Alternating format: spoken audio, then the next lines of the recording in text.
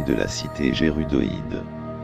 Les 7 héroïnes dans la cité gérudoïde procèdent à l'extrusion définitive de la base du sanctuaire.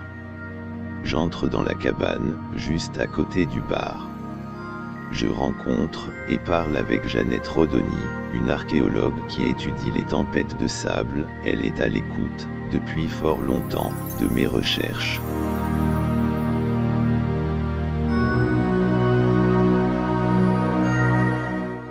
Elle m'apprend qu'il y a un temple près de l'entrée du désert gérudoïde. Les statues géantes et ricanantes des 7 héroïnes s'y trouvent. Là-bas, j'ai trouvé un texte manuscrit qui raconte que les esprits des 7 héroïnes doivent être guidés hors du champ magnétique pour que l'accès à l'épreuve du héros me soit accordé.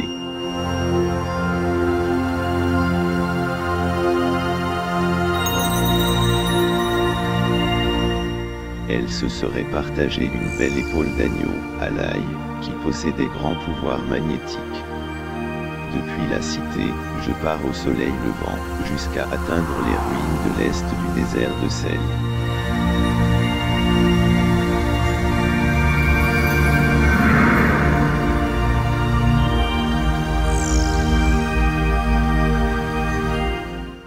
J'observe bien les statues géantes, je regarde leurs pieds, leurs mains et surtout leurs épées, ainsi que les blocs de pierre triangulaires qui se trouvent à terre, et les boules rouges.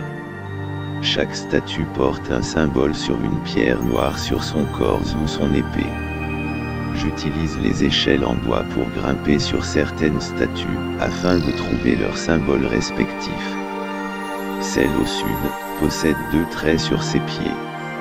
Celle au sud-est a une sorte de pointe de flèche sur son collier.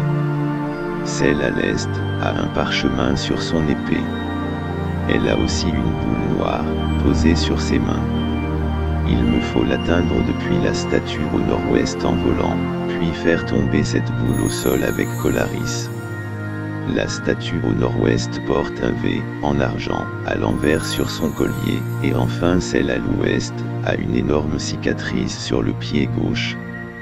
Ensuite il me faut trouver la dernière boule verte, camouflée dans l'arène, près de la grande porte en ruine.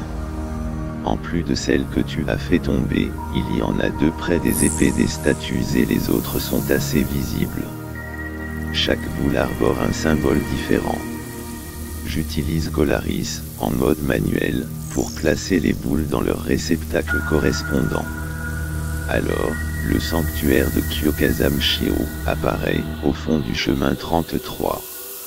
Juste derrière Mont du Zerméa, situé au pass du terme, se trouvent 3 piédestals, ainsi qu'une stèle indiquant que le Miners Orbs antique, protégé par les géants du Mont du Terme, ouvre le chemin de l'épreuve du héros, juste après.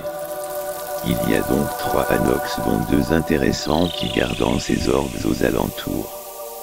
Juste un inox bleu, à l'étang Marco au sud, un inox rouge à l'étang des Aigles Fins, au nord-est, et un inox noir à la tourbière brune de la Grosse Rabelle. Je me rends à ces 3 endroits, je combats et détruis les inox, je récupère leurs orbes, puis je les ramène au mont et je les place dans leurs piédestals respectifs.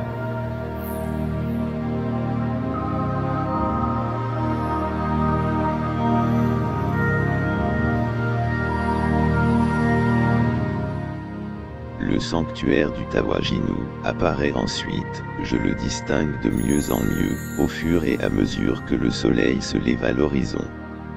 Les 4 épées de vermeil sont là, et personne ne viendra les chercher.